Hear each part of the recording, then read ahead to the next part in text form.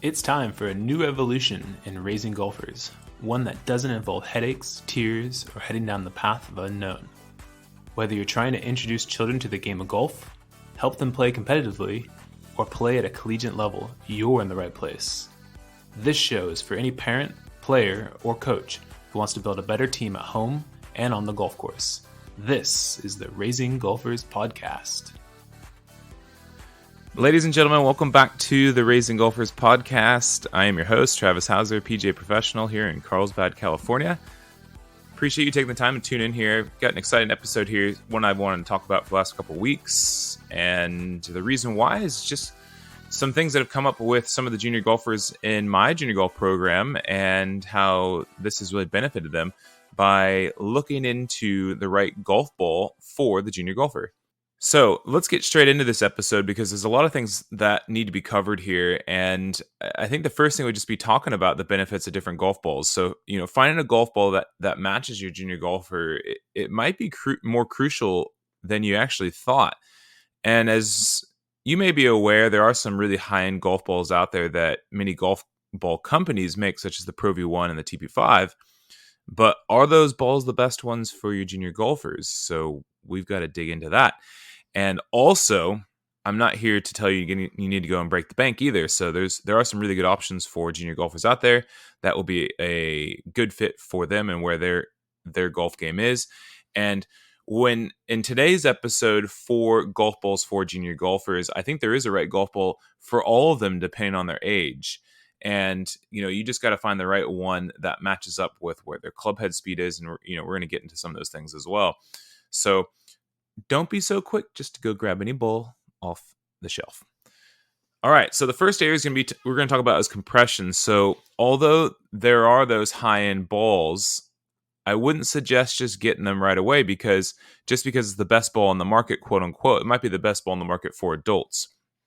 Why? Because junior golfers' swing speeds are generally slower than your average adult. And because of that, they're going to need a ball with a lower compression. And compression just basically means that at the moment of impact, the golf ball temporarily or momentarily changes into a shape of more like an oval, and then it kind of rebounds back into its round shape, and that helps create speed. So compression ratings do vary from what looks like 40 to 110, and just as a reference, adults generally play balls with a compression rating of 90 and up. So in short, and generally speaking, for junior golfers, depending on their age and their size and club head speed, but if they are swinging under 85 miles per hour, we are looking for a lower compression golf ball. Now, the golf balls, the construction of them has really changed over the years. Actually going back to the old days, I think they actually used to wrap leather around feathers, and that was what some of the original golf balls looked like. And then I remember when I was growing up, there was still rubber bands bound just inside the cover of the golf balls, and then there was the core inside that. And then nowadays they use a bunch of high-end materials, and there are two-layer golf balls, which is basically a golf ball that has one core inside it, and then it's wrapped around a cover. And then there are multi-layer balls, which can even have up to 5 pieces inside now, including the cover. So a multi-layer ball might be a little bit shorter for your junior golfer off the tee, but if your junior golfer is struggling to hold greens on their approach shots, meaning there's enough spin to stop the ball, then it might be helpful for them to look into a multi-layer golf ball. And from my experience, this is where it kind of sparked me to dig deeper into the research of this, is because I saw my junior golfers hitting great approach shots. The ball would land on, let's just say, the front part of the green, and the pin was in the middle, and then the ball would continue to roll all the way off the back side of the green, or to the back of the green. And so, my advice to some of the junior golfers was just, hey, we need to, one, it'd be great to stay below the hole, but we need that ball to stop as well. So let's start looking into some other golf balls for them. So most of your high-end balls, such as your Pro V1 and TP5, they're multi-layer balls. And they are going to be a little bit more expensive. But like I said, there are some other options out there that we can look at, which we'll get into. And now let's hear a message from our show sponsor. Hey guys, this last spring I teamed up with Operation 36 here at our facility in Carlsbad, California. and it has completely changed my way of coaching and service to my customers. Operation 36 is a developmental golf program designed to take beginners from playing their first round to being able to shoot par or better for 9 holes. So here's how it works.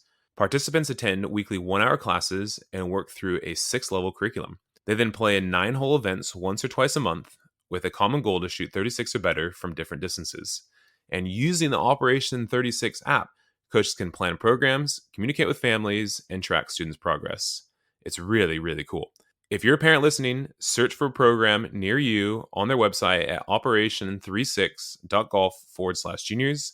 And coaches, if you'd like to start a program at your facility, go to the same website, operation36.golf/coaches.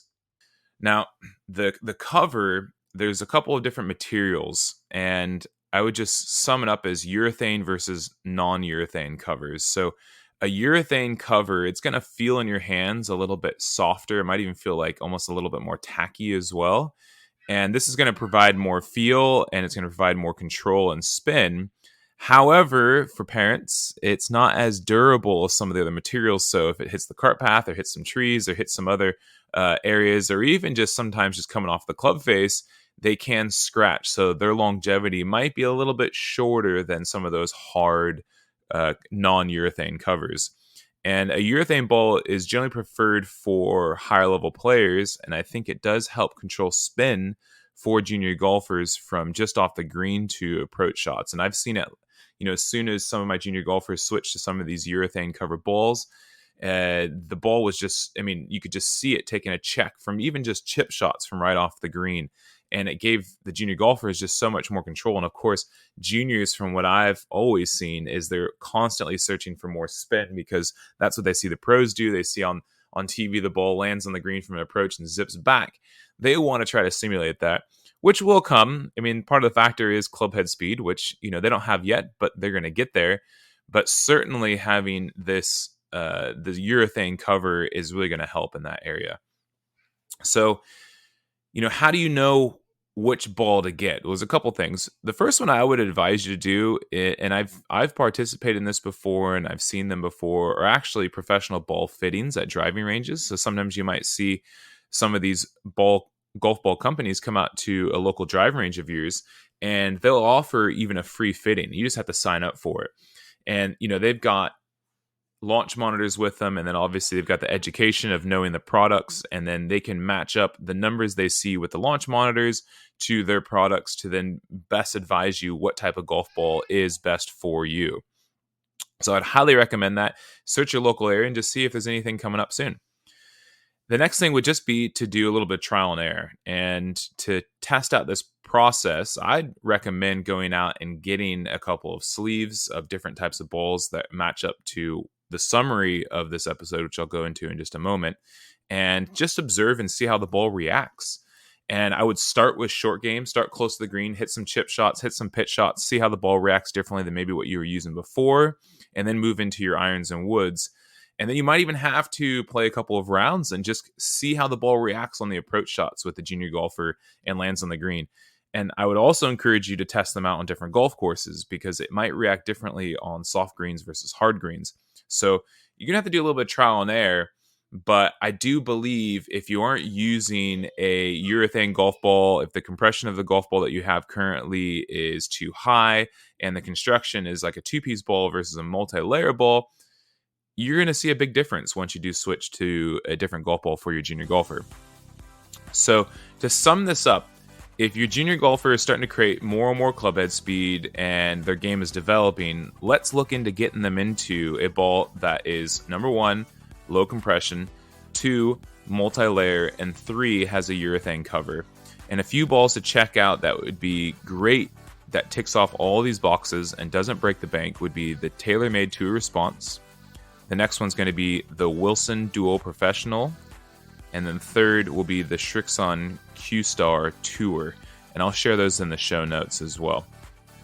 I've recently really seen some awesome gains from some of the junior golfers in my junior golf program just by switching the golf ball. And that's why I wanted to share this with all of you listeners out there. And it's something that I have overlooked in the past, and you may have as well. So let's look into getting them a golf ball that fits them and helps progress their game and takes it to the next level. Thanks so much for tuning into today's episode. I always appreciate you guys coming on, and would appreciate if you guys could give me some feedback and subscribe to this podcast if you haven't already. And you can do that in iTunes, and you can also leave a review in there as well. I'd appreciate hearing from you guys. Thanks so much. Have a great week, and look forward to having you here back on the podcast next week.